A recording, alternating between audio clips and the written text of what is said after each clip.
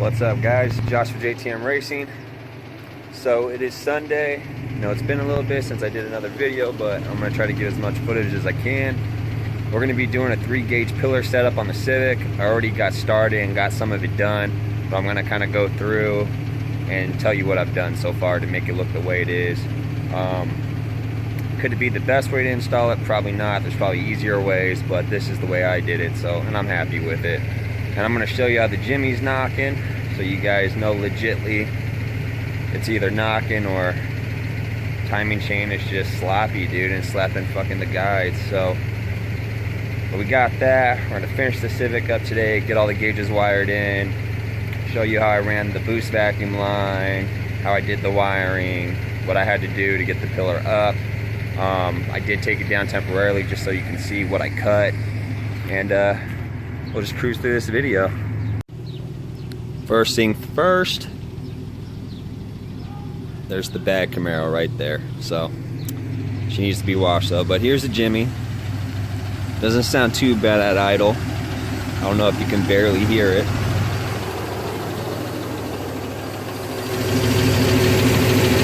I don't know, you can barely hear it, but let me give it some gas and you could probably hear it a little bit more. Let's see. I don't know if the camera's gonna pick it up that good. Yeah, you hear it kind of after it drops the RPMs. There it is. So, I think it's a knock, but at the same time, one of the mechanics I go to, which I trust him big time, at VTEC Auto, he said he thinks it's the timing chain. He said the pulleys are actually nylon, or the timing chain gears are nylon, and once they go bad, the chain gets real sloppy and it starts making a lot of noise at the crank. So it might be that, but I did lose a lot of oil pressure. That's what makes me think it is a spun bearing. But I lost out of nowhere. It's been knocking for a while, and then just like, you know, a week before I bought the Camaro, the oil pressure dropped. Sensor does have a little bit of oil on it, the oil pressure sensor, so I'm going to replace that first, see if my oil pressure jumps back up. If not, probably a knock then. But if it does, then it's probably the timing chain. I'll probably just get it fixed. But starting off with the Civic, dirty as shit. Here's the 3-gauge pillar setup. So what we got here, I believe I got a volt gauge, air fill ratio, and then I have my boost gauge. So this is a Pep Boys special 3-pillar gauge, like a universal one. So I made it work legit, but you'd probably be better off buying one that's made for this car, that this whole pillar comes out and you just replace the whole pillar. Now I had to cut into mine because these gauges are so big, they stick out the back of the pillar, and if you were to just put it right on top of this pillar itself, it hits. So I had to chop this whole center section out so these gauges could rest in here. If you can see, I have a couple holes right here from self-tappers. I kind of missed this spot, but oh well, you're not going to see it. Wish I didn't though, it bothers me. But yeah, that's how it looks with that chunk cut out. It's 4 screws, it's one up here, 2, 3, and then there's one all the way at the bottom. And if you can see how I did all the wiring, so you got your power and your ground for the volt gauge, you got your power and ground, and you got your what would I say, your signal wire for air fill ratio. And then down here, the boost gauge has a constant power and an off and on power, and I think that's to save the color choice, because it's like a multicolor. You could pick like red, blue, green, and all that, and I think it keeps it saved since it has a constant power. But I'm just going to run both of them to off and on. Is that the correct way to do it? Probably not, but I already did it that way, so I'm not going to go back unless it starts really bugging me, and then I might fix it later. But if you could tell, I ran all these wires together, and then at the very end of them, there's 3 females and 3 male connectors that go together. So if I wanted to take this whole pillar off, I can just disconnect it, and these wires will sit here, and they drop all the way down the dash underneath, and that's them right here. Now the vacuum line, if you can see, it's right here, runs through this, under the dash, into the firewall, out to, you know, the vacuum source for boost. But I ran it all through this little crack of the dash down here. It's kind of a pain. I kind of had to feed it, but it worked out. So pretty much what I'm going to be doing today is I'm going to screw this back up, show you what it looks like. And you know, everybody's going to have their own way of running their wires and how they want to do it. I just kind of ran them together, and it's kind of like created a little wire loom. It actually looks pretty good when it's not tucked. I mean it looks pretty decent now. It actually looks really clean. So, and I make sure my wiring's clean. It'll bug me if it's not, even though you can't see it, it'll bug me. So we're going to put this up, screw it in, and then I'm going to be connecting all these wires. I'm going to show you how I do that. Everybody has different ways of doing it, but I'm actually probably going to go from the off and on power and the ground off of the radio. And then of course my white wire is my signal wire for my air-fill ratio, and that'll be going to the ECU or the O2 sensor itself. Probably the ECU because that's a shortcut. So keep watching. So that's how the pillar looks all installed. Very clean with the weather stripping going down on this side. No gaps, nothing like that. It's fit real snug, real tight. Volt gauge, like I said, air fill ratio, boost gauge. These will always be lit with that so I can see them all the time, because with them being smoked you can't really see them. I have normal screws on the top and on the very bottom and 2 self-tappers in the middle going into the actual metal frame itself. But yeah, it looks pretty clean. Like I said, is it the best way to do it? Probably not. Buying the whole pillar made for this car, because they make them specifically for this car, would be the easiest way. You just take this one off, put the whole new one on. Clips in legit. You don't have to do any of this cutting, any of these screw holes. Everything should just match up pretty legit, you know. But doing it this way, it's auto as fuck, dude. So that's done. Now time to do the electrical. So I got my wiring all tucked up in here, a wiring loom. I used electrical tape to feed it in so it didn't split up on me. First thing I'm going to do is take my stereo out so I can feed these wires behind it to get to the off and on power and my ground. And then the last thing will be my air fill ratio wire. We'll see if we get to that, but I'm going to take this little flathead, go into the side of this, because these are aftermarket stereos. There's little like pins, clips, that if you push them out, the stereo will slide right out. So that's what we're going to do next. I'm going to get the radio out and then we'll come back. Alright, so I took the line from down there, I looped it up behind the dash, got the stereo out. So here's my 3 wires, okay? Here's the signal wire for the air fuel ratio, ground, power to all the gauges, since I wired them all into one. Now, here's my radio harness. And I know it's cheap because I got wiring nuts on it and not connectors or soldered. If you want to do it the correct way, I would solder it. I don't have a soldering gun, so I'm kind of happy I have wiring nuts, because I can untwist one and add one of these wires to it and twist it right back on. So, and that's what I'm going to do. It's easy. I mean, is it the cleanest and the most perfect way? No. So, you know, if I was you, the proper way is get a soldering gun, which I'm probably going to get later on, and solder them to the wires themselves. So, first, my black wire, I'm going to cut it right at this connector with this crimp. I'm going to wire it to this ground of the radio. My red wire, I'm going to go to off and on. So power off and on wire. I believe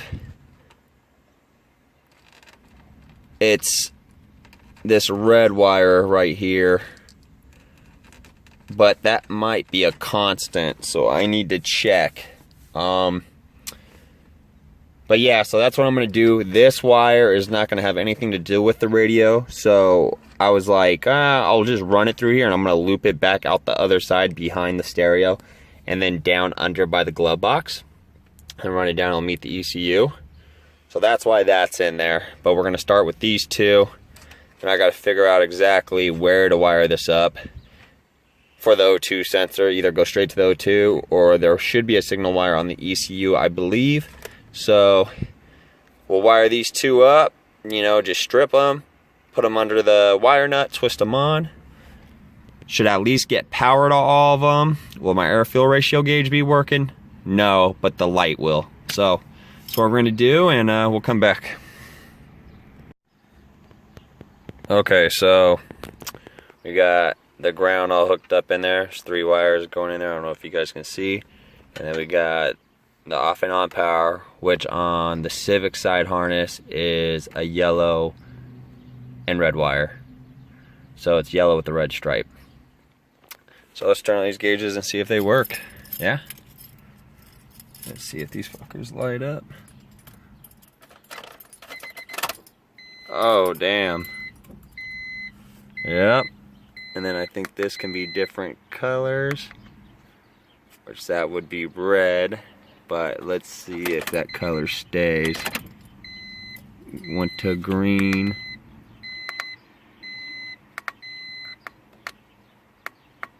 That's red. Oh, I think it starts over at green every time, and it's just because I didn't run that constant power to remind it.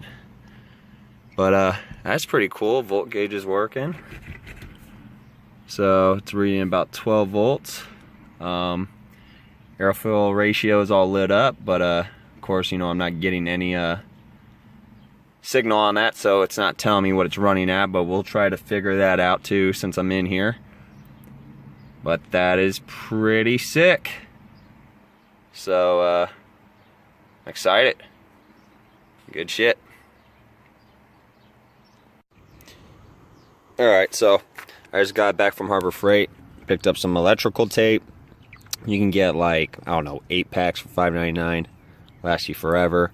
So there's the O2 sensor signal wire running from the gauge.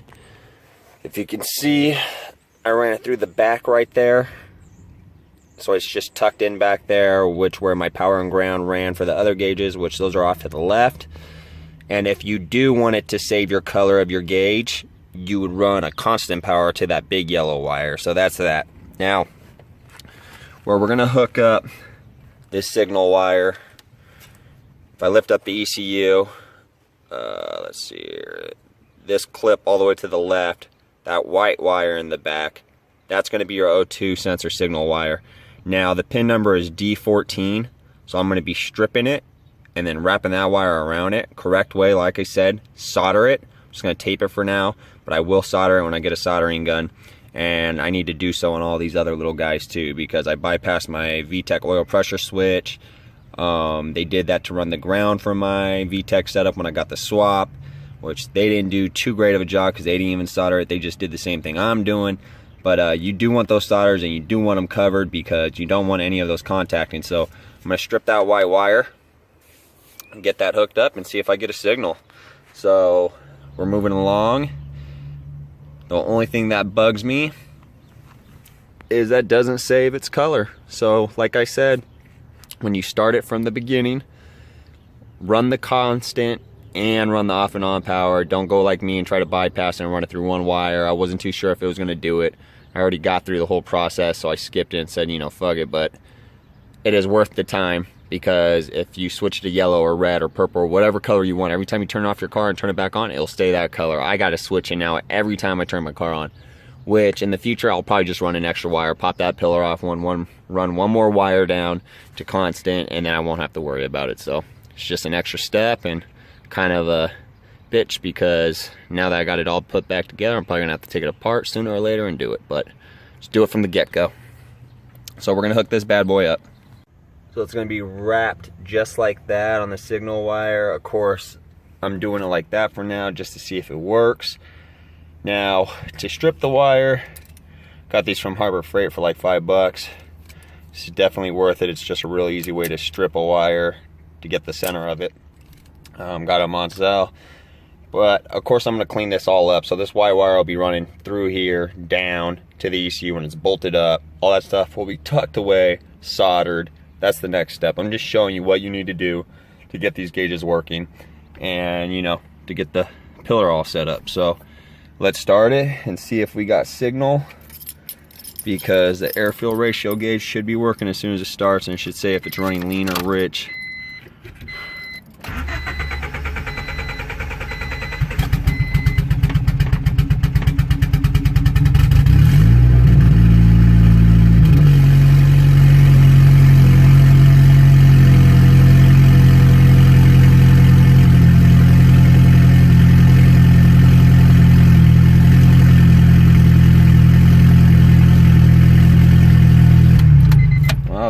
crappy startup. Something isn't right. So we'll come back and figure that out. So I don't know how it ran and how it started up, but I don't know. You'll probably see it in the before clip if you rewind. But I didn't even have this fucking plugged in, man. I had that whole clip just hanging out. What a moron move, right? Like, I don't even know how it started, to be honest with you. But now it should work. What the hell was I doing, man?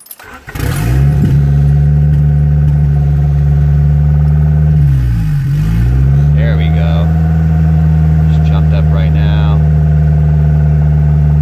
Since it's running real rich.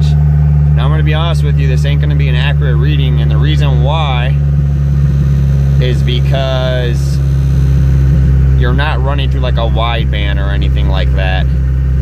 It's just gonna be an emergency reading, so if you're driving, you know if you're running lean or not. Which, the gauge did jump up, and now it's just sitting in lean. So, probably gonna have to go for a test drive, see what it does. And, you know, I've heard they're not real accurate. They're just gonna show you if it's an emergency.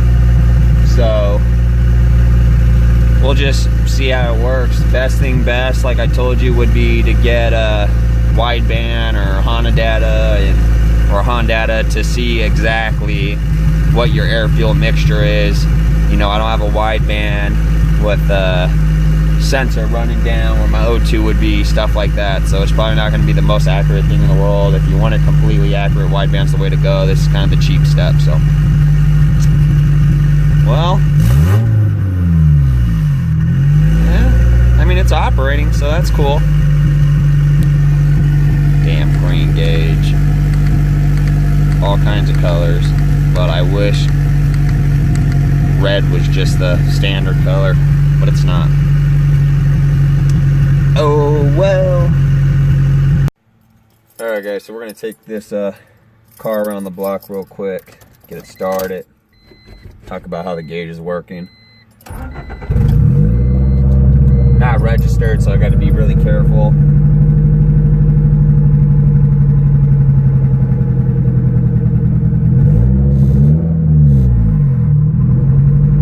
I think I need to get some colder plugs because it's starting to miss, but take it around the block.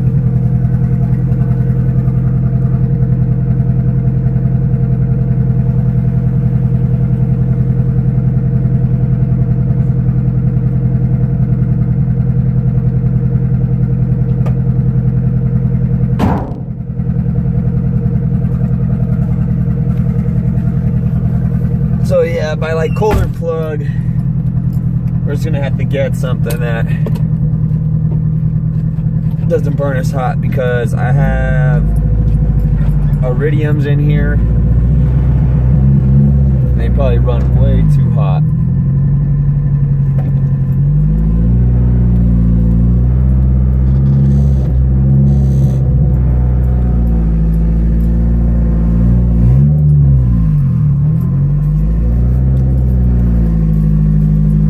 No power steering sucks.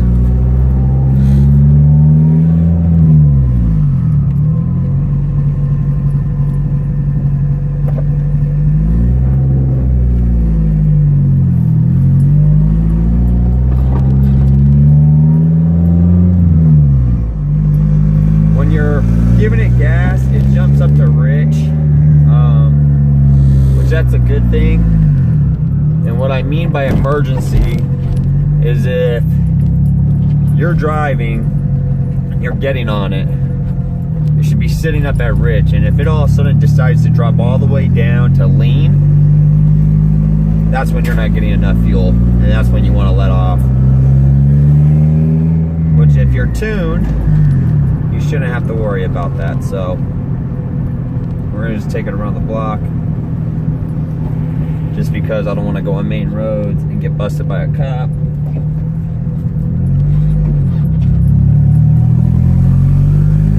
And it's in the project process right now. It was registered, of course, when it was all motor. Never really had a problem with it. Burned a little bit of oil, but whatever.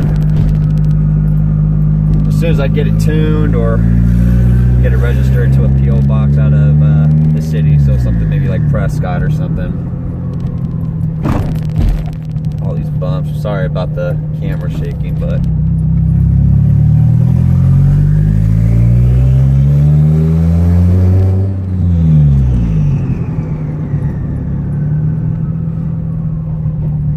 tilt this camera up a little bit more.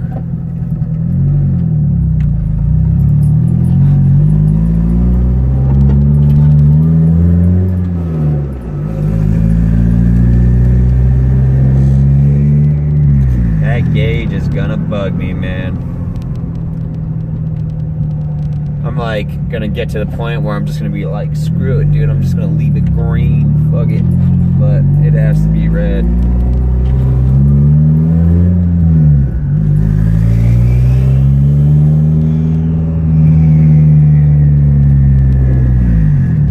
mean, we might be able to go down 28th Street and get on it just a little bit. I mean, because I don't want to feel cut off.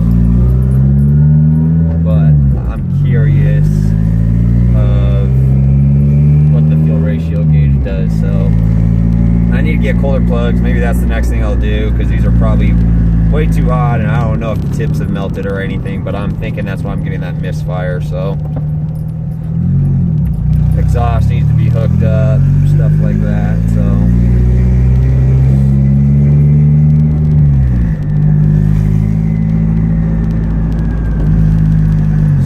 everybody looks at this car and I drive by, it sounds like a damn train or something.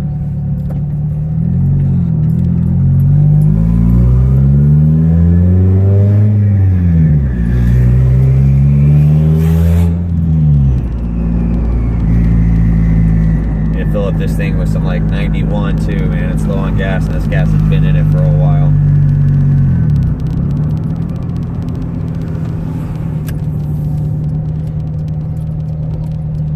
But you guys wanted some more footage of the Civic, and I'm getting it for you, getting back into it. This gauge is done, and then gotta do injectors, fuel pump, that'll be the next step, and then some plugs.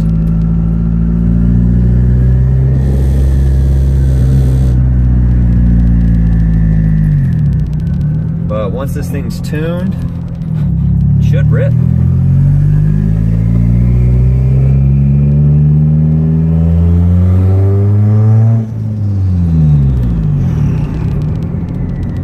Make sure there's no Phoenix PD up and down this goddamn road.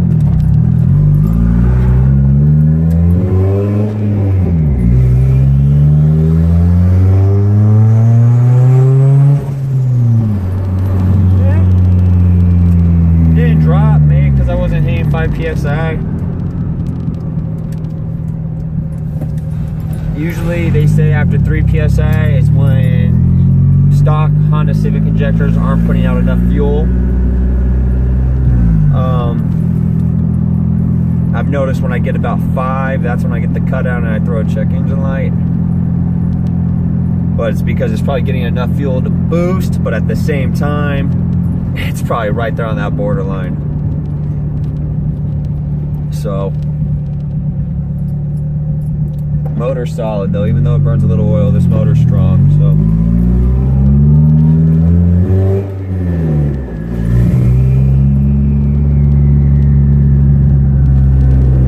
If I get a little tent peg, like a 3-day or something, I might cruise it to work a couple times now that I got the gauge set up.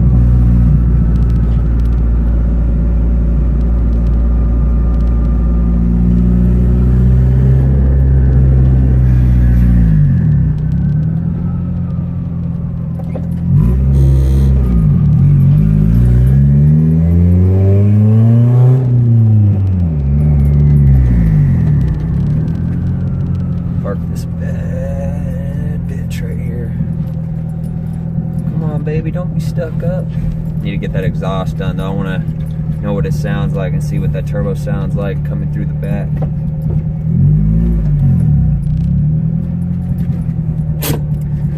But cool. Got the gauges all set up.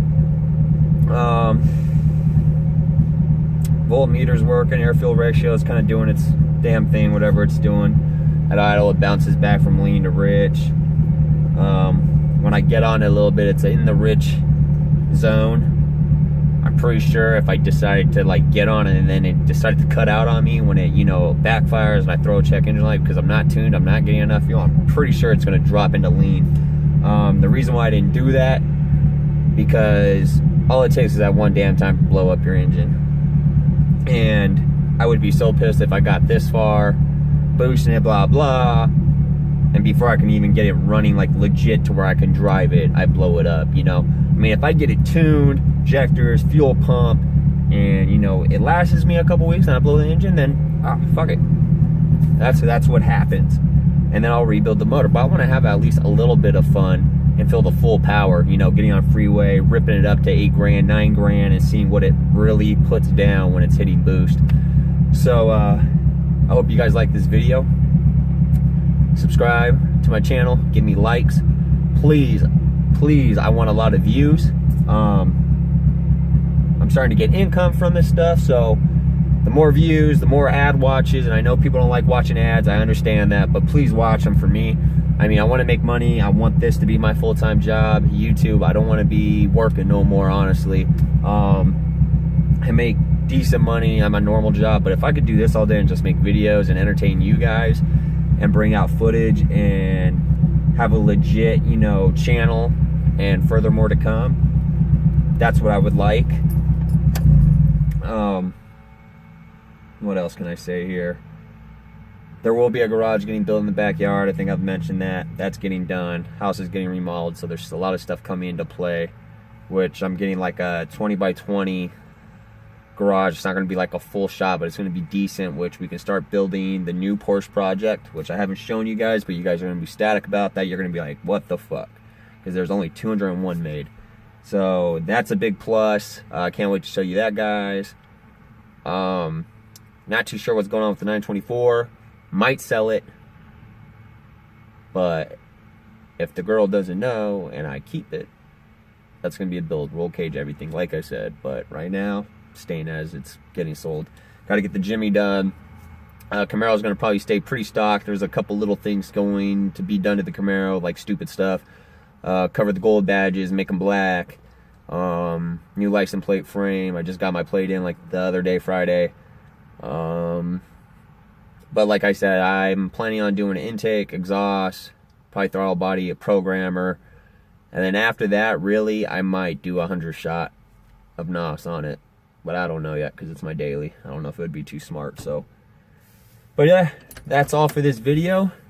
Get me the views and this channel will keep growing.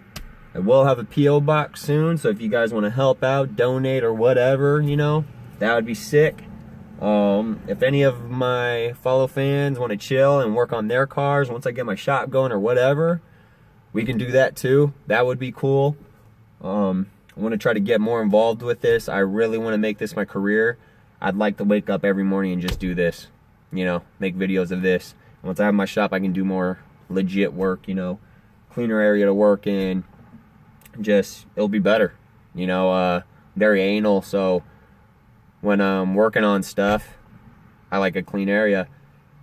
The wiring on the Civic, I will clean this up under the dash, and in my next video I'll kind of show you.